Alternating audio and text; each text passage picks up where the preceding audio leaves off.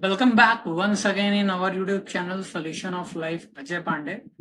और हम लोगों ने जो लास्ट क्लास किया था, तो हम लोग आज की क्लास में देखेंगे chapter 4 work energy and power. 3 chapters हम लोगों ने कंप्लीट कर लिए हैं और आप लोगों से एक रिक्वेस्ट है कि जो भी चैप्टर हम लोग पढ़ते जा रहे हैं उनका शॉर्ट से शॉर्ट नोट्स बनाने की कोशिश कीजिए।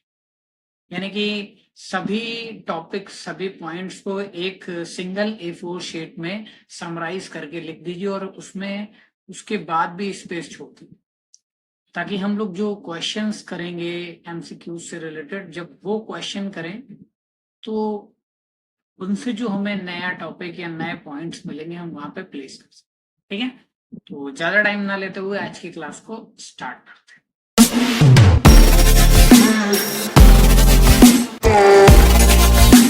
जो हमारा टॉपिक है वो है work energy and power. Clear है? तो सभी लोग ऑलमोस्ट पढ़ चुके होंगे कि what is work, what is energy and what is power.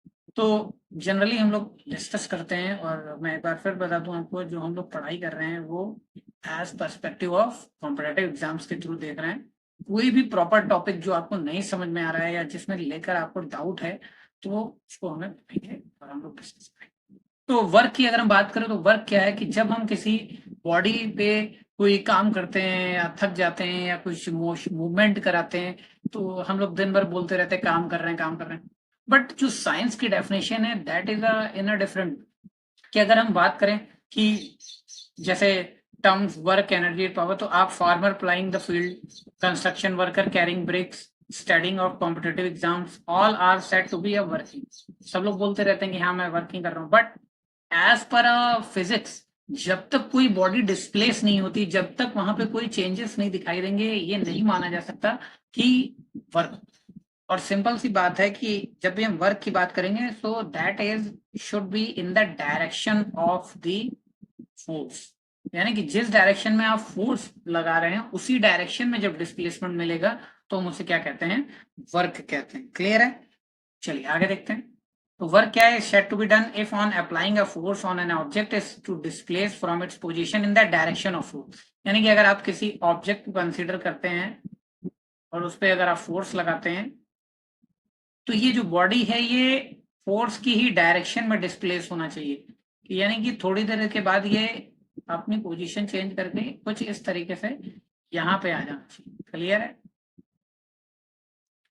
तो हम क्या कहते हैं कि वर्क इज क्लियर। अगर हम कॉन्सेप्ट की बात करें तो दो कंडीशन है। क्लियर है? वर्क के लिए scientific points of view, generally हम लोग बोलते हैं काम कर रहे हैं, बट यहाँ पर जो हम काम की बात कर रहे हैं वो कैसा काम है साइंटिफिक पॉइंट ऑफ व्यू से। तो there will be a two condition. What is there will be a two condition.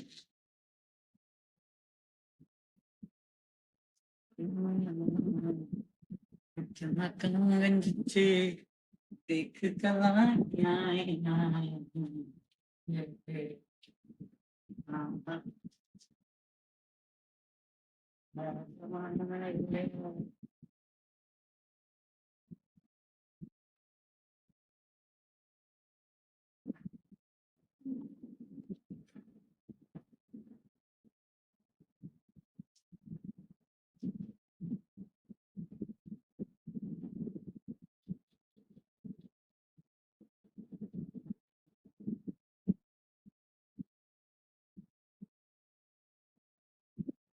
So what should we talk about? There are two conditions.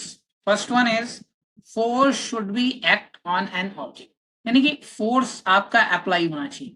The object must be displaced. Second one is the object must be displaced. यानी कि वो अपनी position, जो initial position है उससे उसमें changes आना चाहिए. क्लियर है? So first one is force. Displacement को हम एस से लिख सकते हैं. ठीक है? If any one of the above condition does not exist, then work is not done.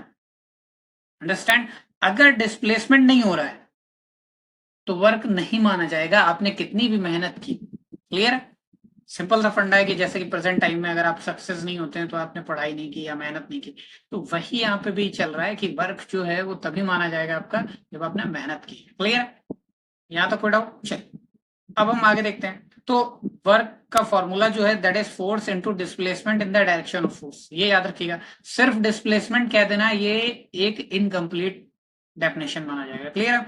So the actual definition is work done is equal to force into displacement in the direction of force. Clear? यहाँ पे देखिए वो diagram भी दिया गया है। चलिए आगे हम बात करते हैं कि और क्या हो सकता है। अब देखिए यहाँ पर हम बात कर रहे हैं कि अगर कोई बॉडी पे फोर्स जो है किसी एंगल पे लग रहा है, देखिए जो एक्चुअल फोर्स लग रहा है वो किसी एंगल पे लग रहा है, दैट इज एफ, और ये देखिए एंगल है। अब देखिए जब भी किसी हम प्लेन की बात करते हैं, ये बहुत ध्यान से समझ लीजिए, यहाँ पे जब भी हम प्लेन की बात करते हैं, ये वाई एक्सिस है, ये एक्स एक्सिस, और अगर कोई फोर्स किसी एंगल पे लग रहा है, सपोज यहाँ पे एक पी है जो कि एक एंगल पे लग रहा है, ये एंगल है आपका थीटा। ठीक है? क्लियर है? ये एंगल है थीटा। अब देखिए इसके दो कंपोनेंट होंगे, ये ऐसे जा रहा है, अब हम इसको मानेंगे कि या तो ये इसका कुछ पोर्शन हॉरिजॉन्टली भी वर्क कर रहा होगा और कुछ पोर्शन वर्टिकली वर्क कर रहा होगा। तो जब हम इसको सॉल्व करते हैं तो इसका जो ये हॉरिजॉन्टल कंपोनेंट है इसके साथ हमेशा कॉस आए, और जो हमारा वर्टिकल कंपोनेंट है वो उसके साथ हमेशा साइन है। क्लियर है ये बात? पक्का? चलिए ये थी हमारी फर्स्ट कंडीशन।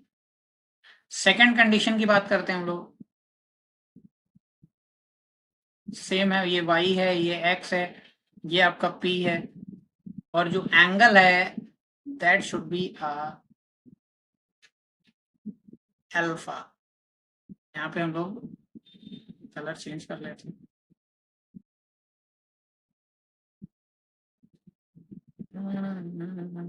तो अल्फा की बात कर रहे हैं, तो ध्यान रखिएगा कि जब ये अल्फा बनेगा यानी कि वर्टिकल के साथ, यहाँ पे देखिए जो एंगल लिख रहे थे theta, that should be make from a horizontal line, तो यहाँ पे हॉरिजॉन्टल कंपोनेंट क्या हो रहा था? कॉस। लेकिन जब ये एंगल वर्टिकल के साथ फॉर्म होगा तो जिसके साथ ये एंगल फॉर्म होगा उसी को हम कॉस कहते हैं, यानी कि इस केस में यहाँ पे इसका जो वर्टिकल कंपोनेंट होगा वो पी कॉस एल्फा, और यहाँ पर ये जो हॉरिजॉन्टल कंपोनेंट होगा that is P sine alpha. Clear? कोई डाउट नहीं? तो क्या सर ये चेंज हो सकता है, साइन हो सकता है? बिल्कुल हो सकता है। इसको आप लिख सकते हैं पी साइन 90 माइनस एल्फा। तो 90 माइनस थीटा क्या होता है? कॉस थीटा, तो कॉस है। सेम यहाँ पे भी होता है। तो ये चीज समझ में आ गई। तो जो इसका ये हॉरिजॉन्टल कंपोनेंट है फोर्स क्या है? F cos theta. अब ये बॉडी जो है ये आपका ग्राउंड यानी प्लेन पे रखी हुई है, तो जब भी इस पे फोर्स लगेगा तो ये कुछ इस डायरेक्शन में मूव, और ये देखिए थोड़ी देर के बाद ये यहाँ पर आ गई है। अगर ये बॉडी यहाँ पर या ये ऑब्जेक्ट यहाँ पे आ गया है तो इट मीन्स कि यहाँ पे डिस्प्लेसमेंट हुआ है, और डिस्प्लेसमेंट हुआ है डायरेक्शन ऑफ फोर्स में नहीं, फोर्स तो इस डायरेक्शन में लग रहा था। तो हमने इसका हॉरिजॉन्टल कंपोनेंट फाइंड किया that is F cos theta, और एफ कॉस थीटा क्या है? यहाँ पर फोर्स, और डिस्प्लेसमेंट हम मान लेते हैं कि ये यहाँ से ये यहाँ तक एस डिस्प्लेसमेंट हुआ, तो यहाँ पे जो फॉर्मूला बन जाएगा एफ इंटू एस, और अब क्या है? एफ की जगह क्या लिख देंगे हम? F cos theta into S, क्योंकि हमें उसी डायरेक्शन में फोर्स चाहिए जिस डायरेक्शन में डिस्प्लेसमेंट हो रहा है, और जिस डायरेक्शन में डिस्प्लेसमेंट हो रहा है उस डायरेक्शन में आपका जो फोर्स है F cos theta. Clear? Unit आपको पता होगा, फोर्स की यूनिट न्यूटन और डिस्प्लेसमेंट की मीटर, तो यूनिट क्या होगा? Newton metre. इसको हम और भी कहते हैं, जो एसआई यूनिट है that is joule. Joule is the name of a scientist. कभी कभी 1 जूल का डेफिनेशन आता है, तो 1 जूल क्या है? 1 जूल क्या है? वर्क है। 1 जूल क्या है? वर्क है। जब 1 न्यूटन का फोर्स 1 मीटर का डिस्प्लेसमेंट कर देगा तो जो वर्क मिलेगा आपको वो 1 जूल का। फॉर्मूले में पुट कर दीजिए, आपको 1 जूल लाना है कैसे भी। ठीक है? क्लियर है? चलिए अब देखिए यहाँ पे व्हेन अ फोर्स ऑफ, वही मैंने बताया आपका, और ये याद रखिएगा कि ये scalar quantity, work energy power, chapter का नाम पूरा है और इसमें जो भी आएगा वो सभी क्या है? Scalar quantity. ध्यान। हाँ एक चीज और याद रखिएगा, सीजीएस यूनिट जो होती है erg, SI unit joule, CGS unit erg, और 1 erg is equal to the 10⁻⁷ joule. आप इसको कैलकुलेट भी कर सकते हैं। और 1 electron volt is equal to 1.6 into 10⁻⁹ joule. जो चार्ज होता है इलेक्ट्रॉन का वो कूलम होता है, यहाँ पे joule. 1 calorie is equal to, ये भी एग्जाम में कई बार पूछा गया है कि how much 1 calorie is equal to how many joules, तो 4.186। 1 kilowatt hour that is a called unit, जो आपका इलेक्ट्रिसिटी यूज होता है तो वो भी जूल में होता है, that is equal to the 3.6 into 10⁻⁶ joule. Types of work की बात करेंगे तो देखिए अभी एक फॉर्मूला आया था हमारे पास कि W is equal to F cos theta into displacement. So that is a formula of work. But यहाँ पे हमको एक्चुअल हम जो टाइप की बात कर रहे थे कि देखिए यहाँ पे 3 कंडीशंस होंगी, फर्स्ट कंडीशन, सेकंड कंडीशन और थर्ड कंडीशन। तो सबसे पहली चीज कि यहां पर आपका जो है ये cos थीटा, थीटा यानी कि हम मान लेते हैं कि इस फर्स्ट कंडीशन में, यानी कि जो आपका डायग्राम था वो मैं यहाँ पे ड्रॉ करता हूं कुछ इस तरीके से। ये एक ऑब्जेक्ट था और इस पे ऐसे फोर्स लग रहा था F, और ये थीटा एंगल बना हुआ था, यहाँ पे हमने F cos थीटा लिखा। अब हम ये मान लेते हैं कि ये जो फोर्स है ये एंगल पे ना होकर अलोंग द एक्सिस है, और अगर अलोंग द एक्सिस होगा तो ये एंगल क्या हो जाएगा फर्स्ट कंडीशन के लिए, सर एंगल 0 हो जाएगा। वेरी गुड, एंगल क्या हो जाएगा आपका 0। चलिए इसके बाद हम बात करते हैं, अगर एंगल 0 हो जाएगा तो यहाँ पे इस इक्वेशन के हिसाब से क्या हो जाएगा, F cos 0 into S is equal to W। Clear है? हाँ सर, cos 0 की वैल्यू क्या होती है सर, cos 0 की वैल्यू 1।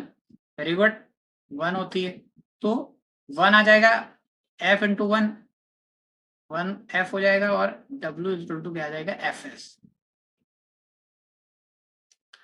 क्लियर है यहां तक? क्लियर है? तो ये जो हमारी फर्स्ट कंडीशन आई है इसमें हमें मैक्सिमम डिस्प्लेसमेंट मिल रहा है। क्या मिल रहा है? मैक्सिमम डिस्प्लेसमेंट मिल रहा है। इसी को हम क्या कहते हैं, पॉजिटिव वर्क। क्या कहते हैं? Positive work. यानी जिस डायरेक्शन में हम फोर्स अप्लाई कर रहे हैं उसी डायरेक्शन में हमें पूरा पूरा वर्क मिल रहा है, उस फोर्स का पूरा यूटिलाइजेशन हो रहा है, that means called maximum work या फिर पॉजिटिव वर्क। क्लियर है? इसको हम मैक्सिमम वर्क भी कहेंगे, और ये इसी से रिलेटेड क्वेश्चंस आते हैं exam. Second condition, second condition, ये जो फोर्स है ऐसे लग रहा है F,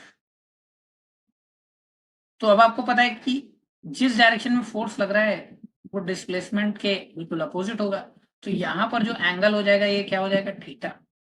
थीटा विल बी इस केस में 90 हो जाएगा आपका।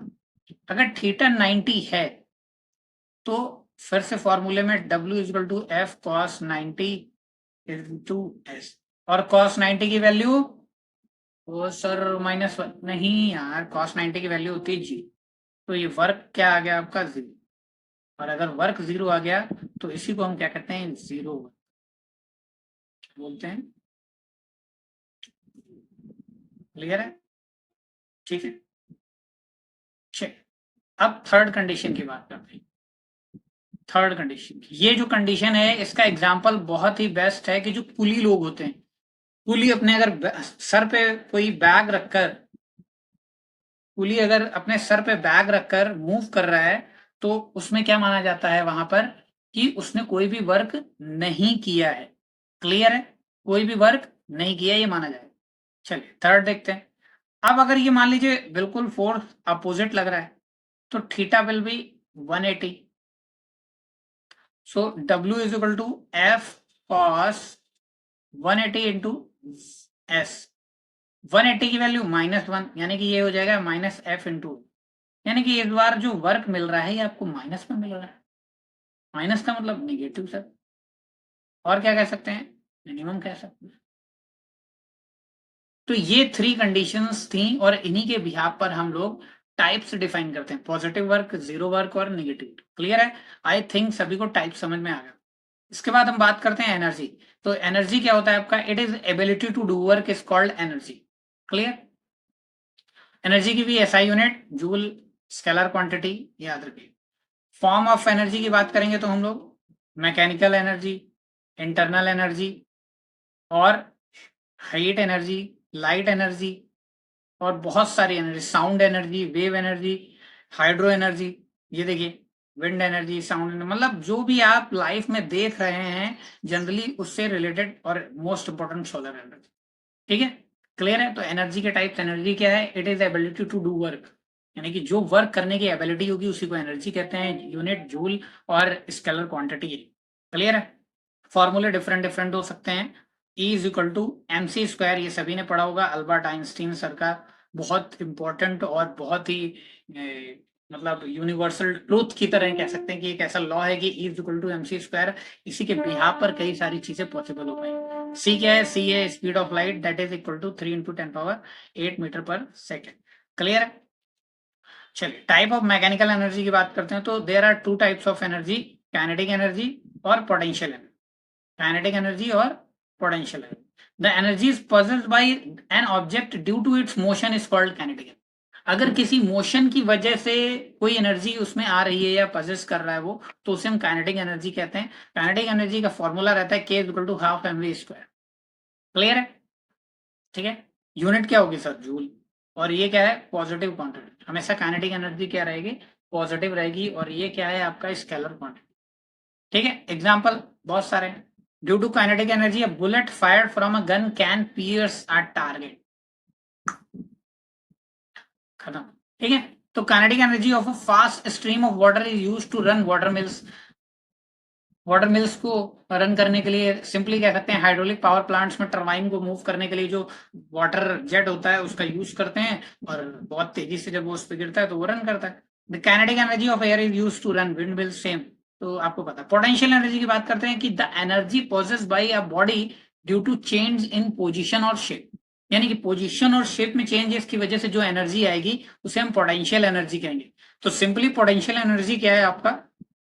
जैसे आप देखते हैं कि इलास्टिक को अगर आप ऐसे स्ट्रेच करेंगे और छोड़ देंगे तो वो अपने आप कंप्रेस हो जाएगी, यानी कि ये वर्क कर सकती है। स्प्रिंग को देखेंगे तो आप अगर स्ट्रेच करेंगे और छोड़ देंगे तो वो वर्क कर सकती है। किसी बॉडी को जो आप हाइट पे ले जा रहे हैं और उसको अगर छोड़ेंगे तो वो वर्क करेगी, डिस्प्लेस हो। तो इसी को हम कहते हैं पोटेंशियल है। और एग्जाम्पल आपको पता है कि water stored in dam, store करते हैं, जितना हाइट हो जाएगा उतना ही स्पीड से, उतनी वेलोसिटी के साथ वो जब जाएगा तो वो प्रेशर क्रिएट करेगा और टरबाइन मूव करेगी। Stone lying on the roof of the building, वो जब गिरेगा तो बहुत चोट लगेगी। बाउंड स्प्रिंग, वो भी जब खोलेंगे तो पूरा शेप चेंज करेगा। और जो पोटेंशियल एनर्जी होती है वो दो टाइप की होती है। ग्रेविटेशनल पोटेंशियल एनर्जी, यानी कि जब कोई बॉडी किसी, जब अर्थ से हाइट पर जाती है और उसमें जो वर्क करने की कैपेसिटी होती है उसको हम कहते हैं ग्रेविटेशनल पोटेंशियल एनर्जी। सेकंड हम बात करेंगे, इसका फॉर्मूला जो हो जाएगा हमारा क्या हो जाता है? U is equal to mgh। कैसे आता है ये हम लोग अभी नहीं देख सकते, और हम लोग, मैं फिर बता रहा हूँ कि ये हम लोग रिवीजन पर्सपेक्टिव से देख रहे हैं। अगर आपको कोई भी डाउट है आप कमेंट करेंगे, मैं उसका फुल डिटेल वीडियो बना के दूंगा। क्लियर है। एक बार नहीं, दो बार पूछेंगे, दो बार बताऊँ। ठीक है। क्लियर है। चलिए, इलास्टिक पोटेंशियल एनर्जी की बात करी कि अभी हम स्प्रिंग की बात कर रहे थे कि जब वो उसमें शेप की वजह से कोई जो स्टोर होगी या कंप्रेशन या एक्सटेंशन की वजह से होगी तो उसे हम क्या कहते हैं? Elastic potential. इसका फॉर्मूला होता है U is equal to half K square K X square. X is the displacement of the object और के क्या है? कि स्प्रिंग कांस्टेंट है। क्लियर। ठीक है। तो ये फॉर्मूले याद रखने हैं आपको। Law of conservation of energy की बात करते हैं तो बहुत इंपॉर्टेंट है कि energy neither be created nor be destroyed, it can be transform one form to another. The total energy before after transformation always remains constant. कुछ भी हो आपकी टोटल एनर्जी जो रहेगी वो कांस्टेंट है। ट्रांसफॉर्मेशन ऑफ एनर्जी हम लोग यहाँ पर कल देखेंगे, क्योंकि अभी यहाँ पे मशीन की आवाज आ रही है, पास में कहीं पे काम चल रहा है, तो हम लोग नेक्स्ट क्लास में देखेंगे। थैंक यू एवरीवन, पढ़ते रहिए, मस्त रहिए। जय हिंद, जय भारत।